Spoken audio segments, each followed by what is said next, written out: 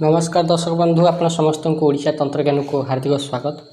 आज ये वीडियो बेसी बड़ हेनी कारण ये वीडियो रे केवल गोटे छोटिया प्रयोग दबाक जाऊँगी जार प्रभाव में आपणकर अनेक किछि लाभ एथरे हो पार। वास्तव में ये प्रयोग हूँ कनकधारा यंत्र उपरे। आपण मैंने अनेक शुणी थे कि कनकधारा यंत्र श्रीयंत्र घरे रखिले धन बढ़े, पैसा आसबार बाट खोली जाए।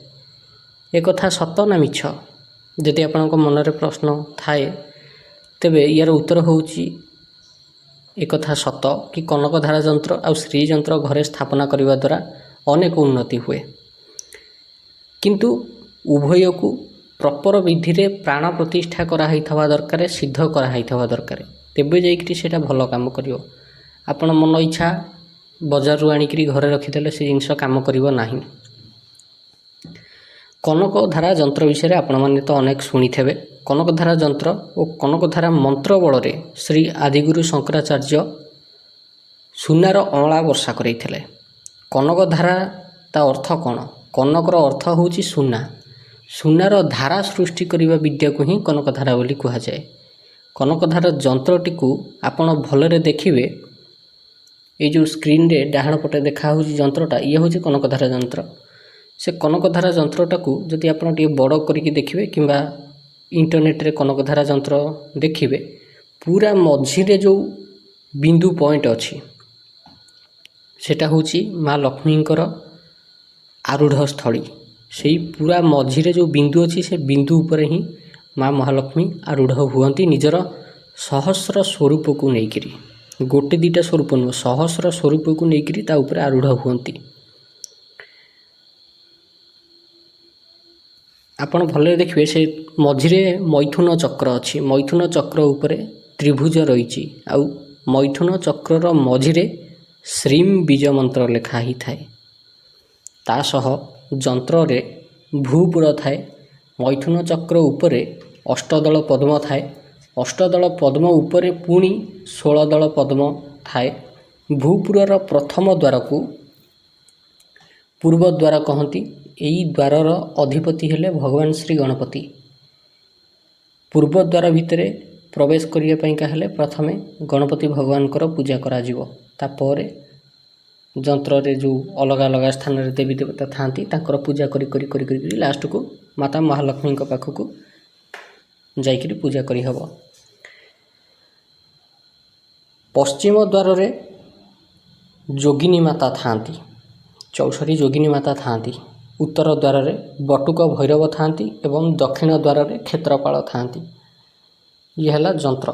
आपण देखि परथबे यंत्रर ऊपर को टिके गोटे लंबा लाइन हिकरी अछि, ताकू कहती भूपुर। सेटा हला पूर्व द्वार। ता तळटा अपोजिट साइड रो तळटा जोटा सेटा हला पश्चिम द्वार।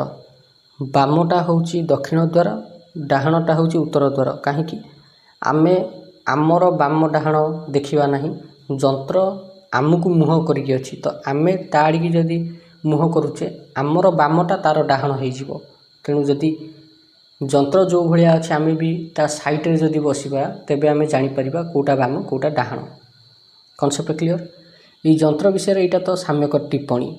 मझिरे अछंती माता महालक्ष्मी आरूढ़ होइकरी। मैथुन चक्र मझिरे, मैथुन चक्र उपरे अच्छी बड़ त्रिभुज। बड़ त्रिभुज उपर अष्टदल पद्म। अष्टदल पद्म उपर नाली रे जो अंका होइछि सी हैला 16 दल पद्म। ता ऊपर को रहिला भूपुर, ता ऊपर को रहिला 4टा द्वार आउ 4टा कोण। 4टा कोण रे मध्य देवता थांती इंद्र, वरुण, जम, कुबेर। ये हेले मुख्य देवता। जोठी बटुक भैरव थांती उत्तर द्वार रे से पाखापाखी थांती कुबेर देवता। तांकर मध्य अस्त्र अछि।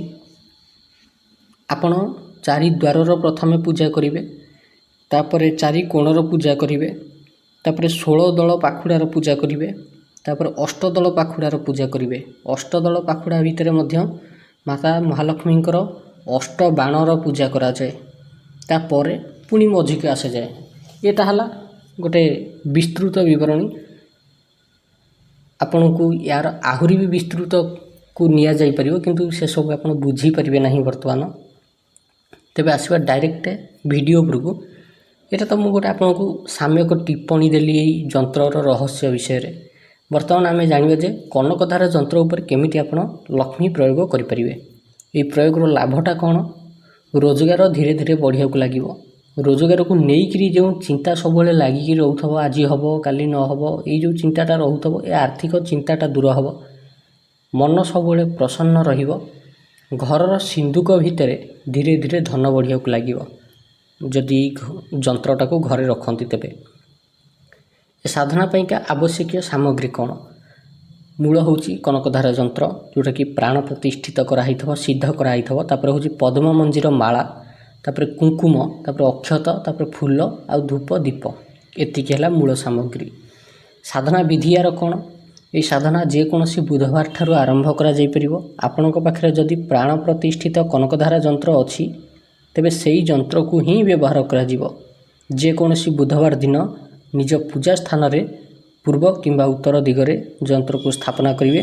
निजे पूर्व मुखा किंबा उत्तर मुखा होकर बसिवे। एथिपाई आपण यंत्र रखापी जेकोसी रंगर कपड़ा व्यवहार करिपारंती। साधक निजे मध्य जेकोसी रंगर वस्त्र पिंधि पारिबे। केवल कला आ नील को छाड़ी कला नील व्यवहार केबे करिवे नहीं पूजा समय रे। प्रथमे गणेश ठाकुरंकर पूजा कर सारिबा परे आपण यंत्र उपरे गंगा जल छिंचिबे। कुंकुमर टीका लगेइबे। फूल अर्पण करिवे। धूप दीप देखेइबे यंत्र को। तापरे पद्म मंजीर माला नचेत स्फटिक माला धरिकी मंत्र गोटे कहबी से मंत्र को 5 माला जप करिवे। मंत्रटी कौन? मंत्र होची ओम नमो ह्रीं श्रीं क्रीं श्रीं क्लीं क्लीं श्रीं लक्ष्मी मम गृहे धनम चिंता दूरम करोति स्वाहा। आउ थे मंत्र कहूँ ओम नमो ह्रीं श्रीं क्रीं श्रीं क्लीं क्लीं श्रीं लक्ष्मी मम गृहे धनम चिंता दूरम करोति स्वाहा। ये हूँ मंत्र। 5 माला मात्र जप करेंगे। ये यंत्रटी को यही विधि ही नीति पूजा करी नीति 5 माला लेखाएं मंत्र जप करेंगे। जदि कहीं लोक पूजा नीति करे तेबे ताको अन्य कोनोसी साधनार आवश्यकता पड़ेनी। यही यंत्र को जदि माध्यम करी यही नीति रे पूजा करे। यही मंत्रर गोटे पुरस्चरण 2.5 लाख मंत्र जपरे हुए। तार दशांश आहुति हुए 2.5 लाख मंत्र जप तार दशांश आहुति देले गोटाए पुरस्चरण कंप्लीट हुए। जेते 2.5 लाख मंत्र जप करा जियो सेते अधिक पुरस्चरण हबो। आ जेते अधिक पुरस्चरण करी चलिए ये यंत्रर शक्तिटा सेते अधिक बढ़ी बढ़ी जीवो। आ गोटे कथा तंबार कनकधारा यंत्र श्रीयंत्र घरे रखा निहाती दरकार। आपण निज जीवन भितर निज जीवन रे साधना करी गोटाए थर एक्टिवेट करी रखिदेवे यंत्रटा को आसुवा अनेक पीढ़ी पर्यंत या भितर शक्ति संचारित होकर थब। किए तेणिकी यार साधना करू किंबा न करू गोटे थर आपण निजे साधना करी पुरस्चरण करी यंत्र को निज घरे स्थापना करदेले अनेक पीढ़ी पर्यंत जे पर्यंत से यंत्रटा संपूर्ण नष्ट न हो जाइछि से पर्यंत से घरे यंत्रर पावर रहिबो। आ यंत्र घरे थवा पर्यंत कौन आर्थिक असुविधा केबे आसे नहीं।